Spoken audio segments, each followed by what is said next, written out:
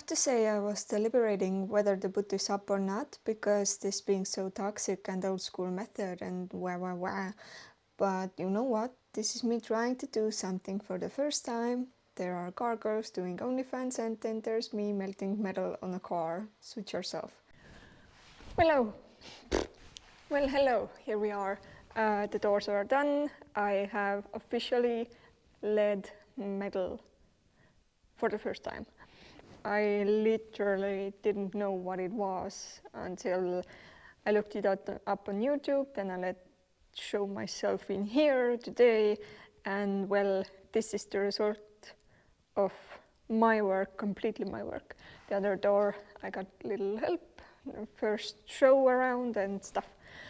But let me quickly go through what I did.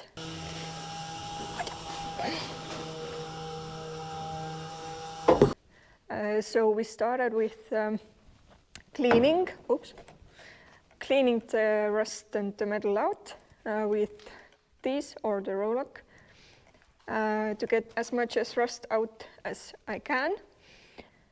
Then we just did some dents to the lead to go in, to stay put, not to just flow on the floor. And then I don't know what this process is called, but you take like, what was this, tin, liquid, something, and the brush and the heating gun, and you preheat the surface, the metal, then you put this on the brush and you swipe it over there, and then you will start to heat it, and then it will react, go like a brown burnt, and then you wipe it off with a cloth and do this by little, and then it's ready for this material. So actually not something too complicated. Oh, go little by little, right? Metal here is going very hot, and a dent may appear, but when you let it rest to cool down, it will come to smooth surface back on its own. But yeah, you should let it rest. When all is dried, then just mat it with Scotch-Brite. I think I cleaned it with this silicone degreaser, and then it was time to melt the metal. You needed the heating gun, the metal, and this is frying pan spatula.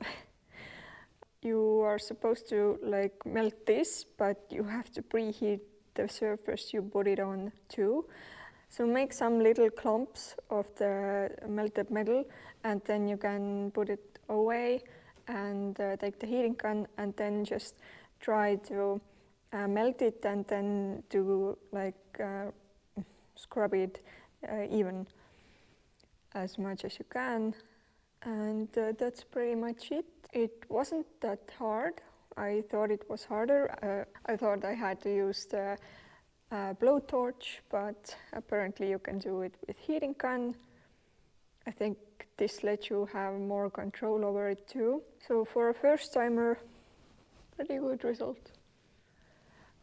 Anyway, when the metal was done, I took the roll-lock again, took the most unevenness away, sanded the most unevenness away, and then I took the sanding machine and 80 paper, I think was it, and sanded it more even. And when it was already quite good, then I finished it with this and cleaned it with the degreaser, and then I put some epoxy primer on. So after that I put some aluminum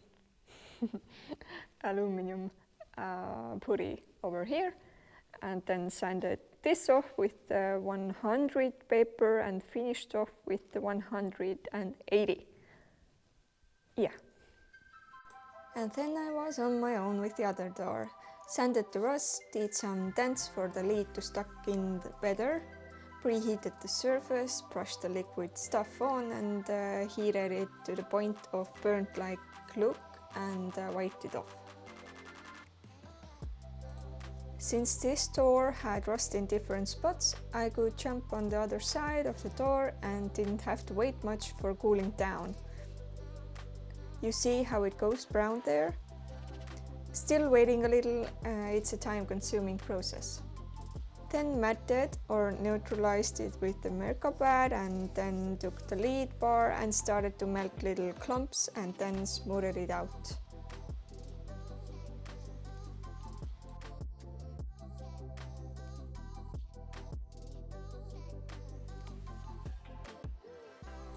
There's a closer look here. It was interesting work. There's not much room for error. If you don't preheat the surface, it will not stuck, over melt the lead and it starts to fall or stuck on the wood. So it's a fine line when it's the best time to mold and give it the shape. And at the same time, keep in mind that overheating is not good for the metal and the door has some sealant remnants inside which are melting too.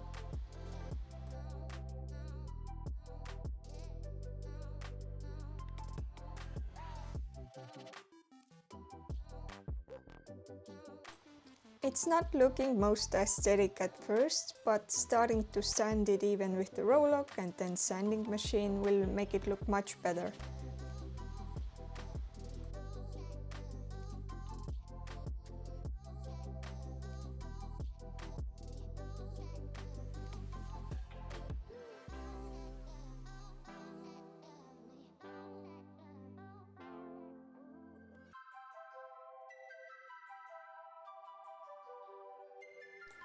Then sand it with Mirka red pad again and well, it's already much better.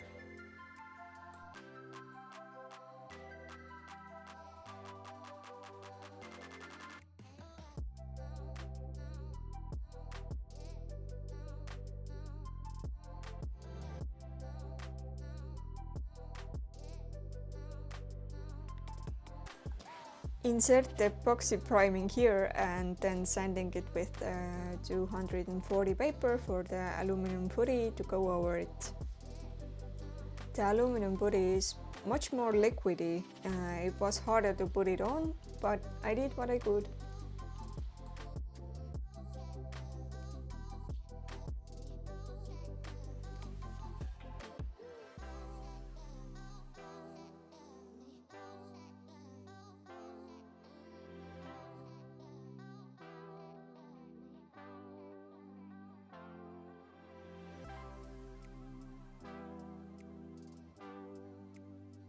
And this is the result. I am actually proud of myself. Like this for the first time is amazing, if I'm being modest. I'm happy. And I know this is an old school method. You have to definitely use some face mask because it's poisonous. This is quite poisonous and this I think too. So definitely use the protection. But otherwise I don't know. Welding would be harder, I think. There are more nowadays products to use which are less poisonous, I think. But for little work as those were, I don't see why not to use it. But yeah, I'm really stoked. This is like, remember this. Good. This is good. This is a little tricky part and this as the curve is a little wrong. But I'm sure we're gonna fix that with the putty. And all of this is good job. But now they are ready for the epoxy priming, the pillar priming, and then sanding again. In the meantime, we are pursuing this one. There's a hell of a lot of work to do with it. I need to get off the fuel brake lines, brake fluid lines. Then we need to do the I don't remember the word. We need to do this before we can put it on the grill, which we are. But this needs to be new and fixed. Then nothing is pinges. And then I need to clean off some of the bad stuff over here. This is going to be cut out, and then we are going to invite the sandblasters, sandblast all clean that is left of the car, and then it's the car time to go to the sanding and epoxy and priming and all this stuff. I'm gonna continue with all of these parts. It's looking like a never-ending project. I remember it with my Corrado too, just sanded and did and sanded and primed and sanded. And it seemed like it's never going to end, but it did, and the result was awesome, and this will be too. So stay with me, go follow, go subscribe, follow me on Instagram, Keidi and Cars, and subscribe into YouTube, and see you in the next video. Bye.